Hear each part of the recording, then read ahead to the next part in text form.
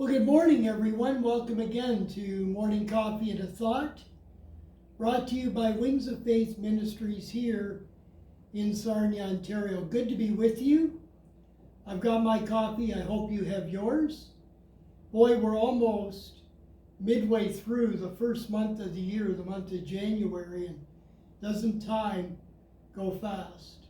Speaking of that, this morning I'd like to tie in a couple of scriptures, Psalm 90, the prayer of Moses, and some comments that will be made in the general epistle of James to the exiles, the Jewish exiles in the first century.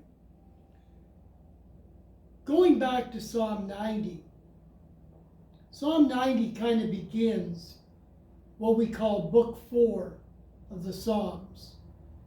Book 4 goes from Psalm 90 to Psalm 106. But the general theme of these Psalms is the reign of God, the sovereignty of God over all.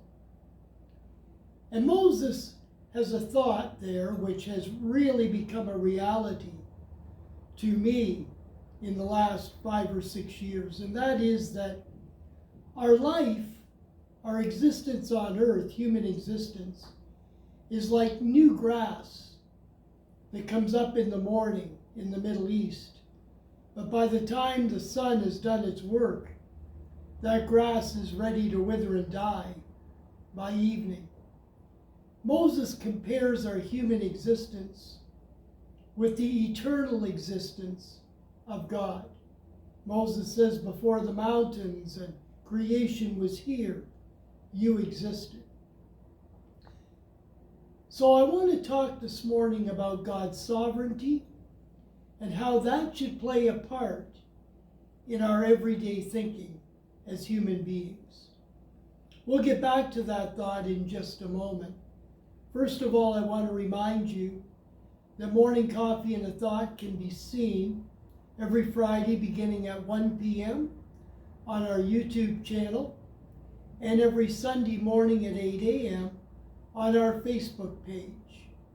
Also, we hope you would join us for Journey of Insight, which airs on our YouTube channel every Wednesday morning beginning at 10 a.m. Also, if you have a prayer request, if you want information or you want to make a donation to us, you can do all of that by reaching out to us at wingsoffaithministries.ca. Also, if you like our videos on our YouTube channel, we hope you would like and subscribe to the channel, and we appreciate all of you who have already subscribed. We really appreciate that. So now let's get back to our thought.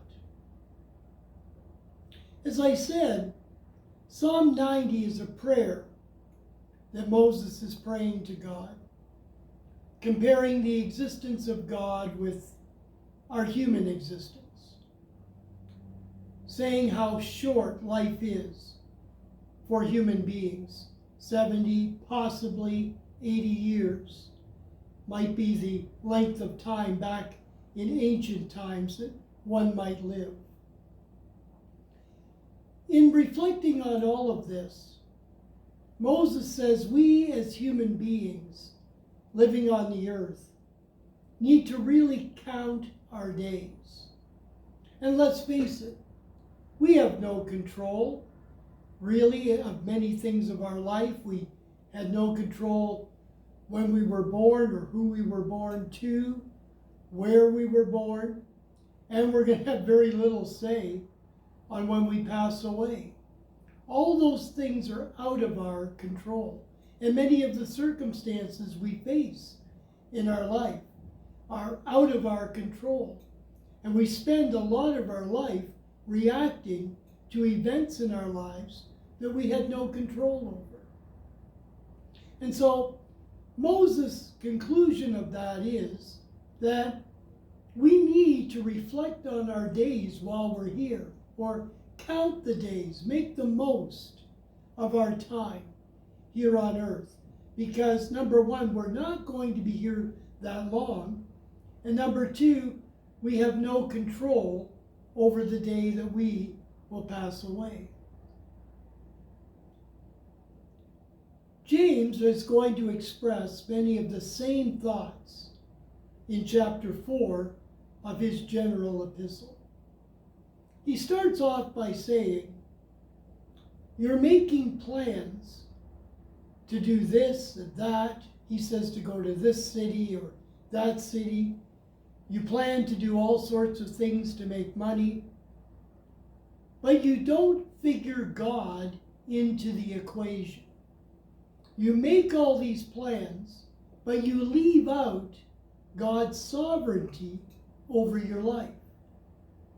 James asks the question, you don't even know if you're going to be around tomorrow. As Moses said, your life is like grass that comes up in the morning and then withers by evening. James says, you're a mist that appears for a little while and then you vanish. You don't exist anymore. And that is so true, but also the fact that we have no control over that. James says you make these boasts of, I'm going to do this and I'm going to do that. And many times we make these boasts or plans without figuring God in the equation, or shall I say, not recognizing the sovereignty of God over our life. James says to us, we must rephrase that and say, if it's God's will or if God wishes, then I'll do this or that. All of these thoughts became a reality in my life about 5 years ago. It was exactly this month, almost the middle of the month, when all of a sudden, with no warning, my wife of 20 years suddenly passed away from an aneurysm. Now, we had made lots of plans for what we were going to do in our retirement. We never thought that one of us would be left behind. And all of a sudden, within a time frame of an hour, my life totally changed.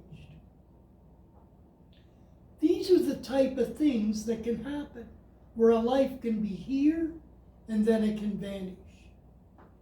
As we get older, and I'm finding this out, we have health issues, which can suddenly take us away from things we had planned to do. And if there's one thing I've learned in these latter years of my life, is exactly what James says. If God wills, I'll be there tomorrow. Or if God wills, I'll take a journey next week. As we get older and we see our frailties coming, we realize that life is very short. And that with every day in our life, we have to add that equation. If it's the Lord's will, yes, I'll do this or I'll do that. It is very easy in our life, in our humanity and with our human nature, to make plans almost out of arrogance, not considering the sovereignty of God over our lives. But I don't want to leave this morning coffee on a bad note. There's something we can take from this. Moses says at the end of Psalm 90, make our way prosper. Make our life significant.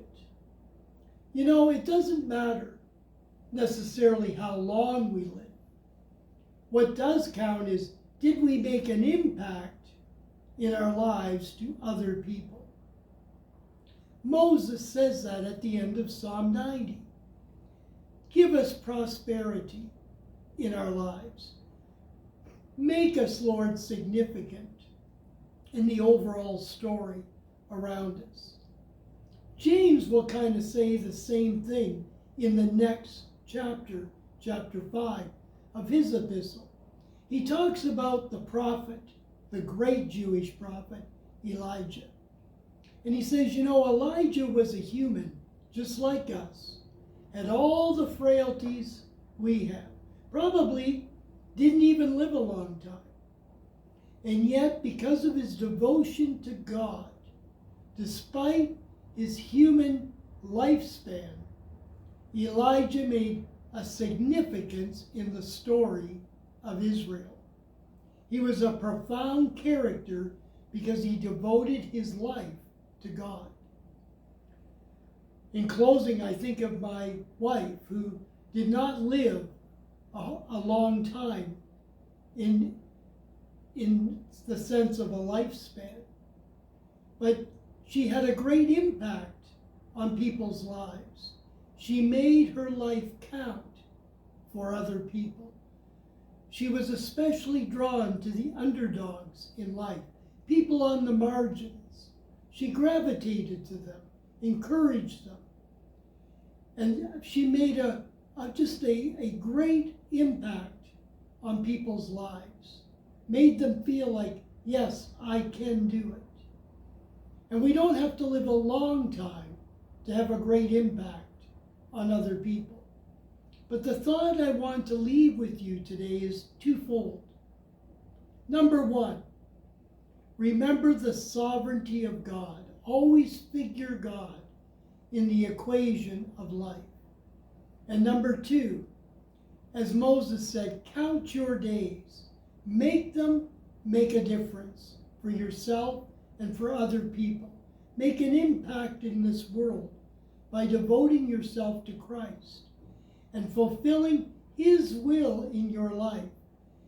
Bear the fruit of the Spirit so you can make an impact in people's lives while we're here on this earth. We don't know how long any of us are going to be here. We are, as James said, we're a mist that appears for a little while and then disappears. But while we're here, we can make a difference in other people's lives. Let's think about that today. Remember God's sovereignty, count the days, and make an impact for others. Listen, enjoy your coffee. Have a good day. We'll see you again next week.